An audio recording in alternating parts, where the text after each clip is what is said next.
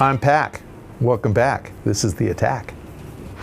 Okay, from the forums, Fallen69.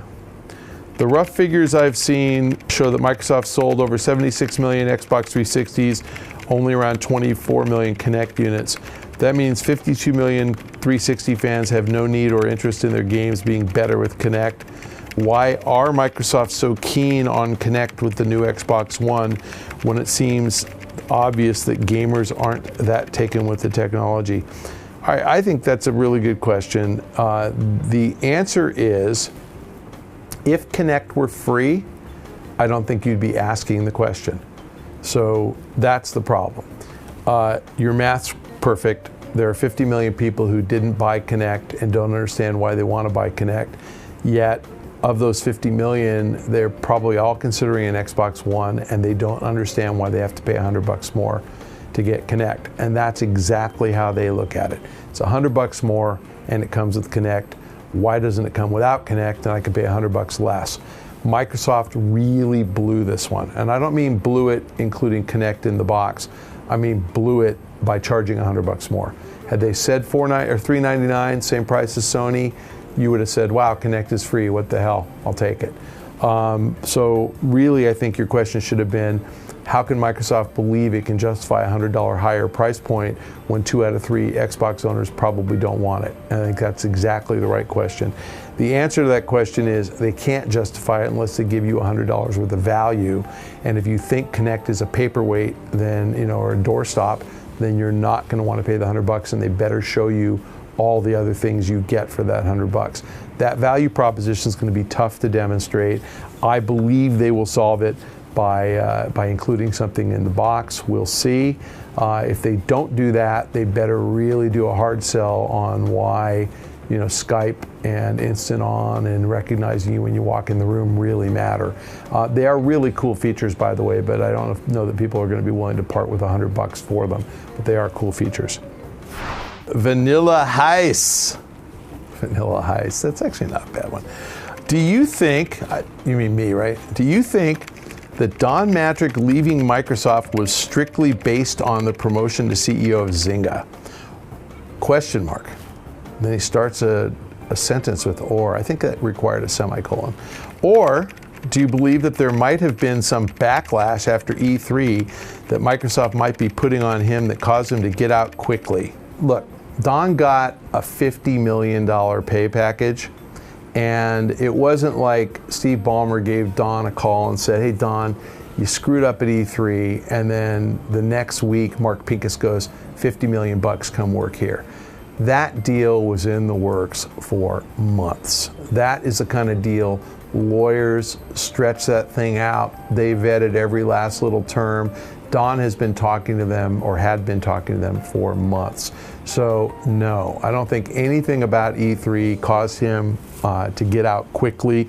I think that the truth of the matter is that Don had to weigh the opportunity at Zynga against the opportunity at EA, and just take my word for it, EA was an opportunity for him as well, against the opportunity of staying at Microsoft.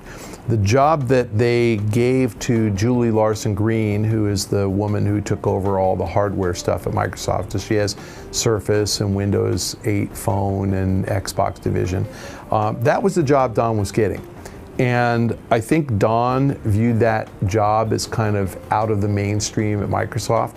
I mean, I think he was perfectly fine running the Xbox division, but if he was going to move up, I think he wanted some enterprise, responsibility, or some software, office productivity responsibility, and he didn't get it. And I think Microsoft is going to, in the future, be run by the guy who runs the core business. I don't even know which one that is. But the guy who runs Office and Windows and all the stuff that makes big money. And I think Don realized that this next job at Microsoft he was getting offered would be his last job at Microsoft.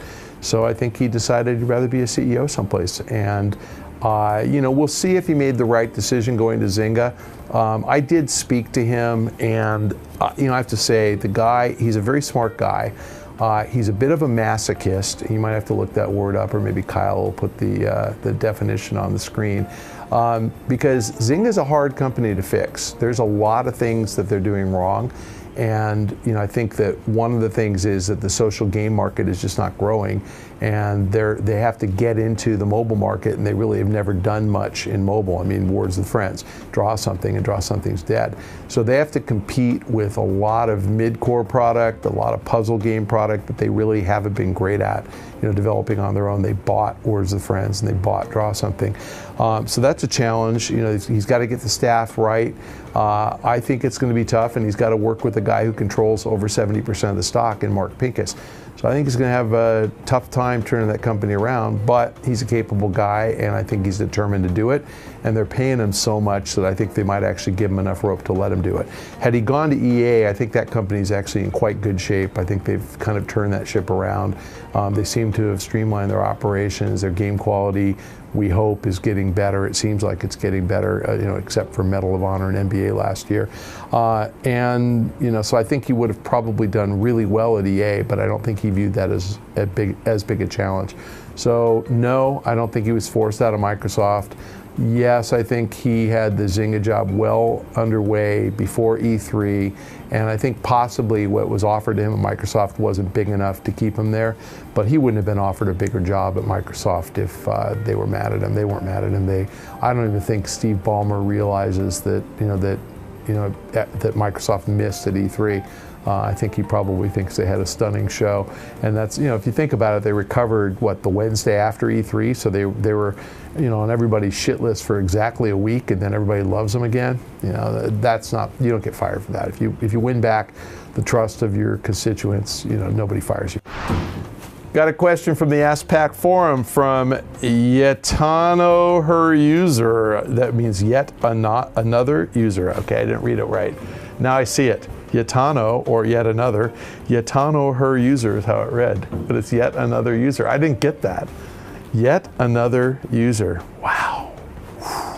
You guys watching Breaking Bad? Whenever I hear the word user now, I think a guy who uses the blue crystal. Hi, Mr. Pachter. Love the show. And yet another user. I love you. A lot of guesswork is probably involved with this question. And by the way, I don't guess at anything. I know the answer to every question. How much money is Valve making off Steam summer sales? Okay, I can give you this number precisely. A shitload. I have no idea. You want me to guess? I don't know. $4. Somewhere between $4 and $400 million. I don't know. I think Steam does about $700 million bucks a year in sales. Maybe that number's creeping up to $800, $900 million. So if you kind of think through Steam summer sales, they last about, 60 days. That's the slow time, which is why they put stuff on sale. So there's no way that it's 1/6 of their $700 or $800 million bucks. It's probably less than that. The average price on a sale is lower than the average price of a normal game throughout the year. So probably $100 million bucks, maybe, and it's probably less, 60, 70. But I don't know, a lot. It's more money than you can count. Yet another user, or Yetano, her user. All right, fellow babies, thanks for joining us this week. If you have a question, you can direct them to the link below. And if you would like to address them to me on Twitter, I'm at Michael Pachter. You have to copy at Game Trailers, and you have to add the hashtag AskPack. That's P-A-C-H if you spell my name right. If you do send a Twitter request to me directly and you follow me, I'm happy to send you a direct message and I'll answer you directly.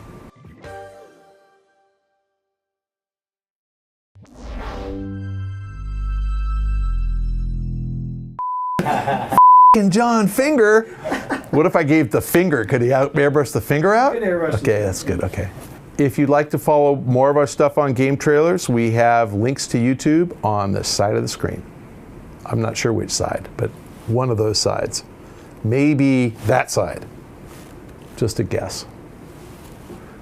I had to think about it. I can't remember where they are, right or left. Oh, you nailed it. Yeah. Yeah, I had to think about the picture.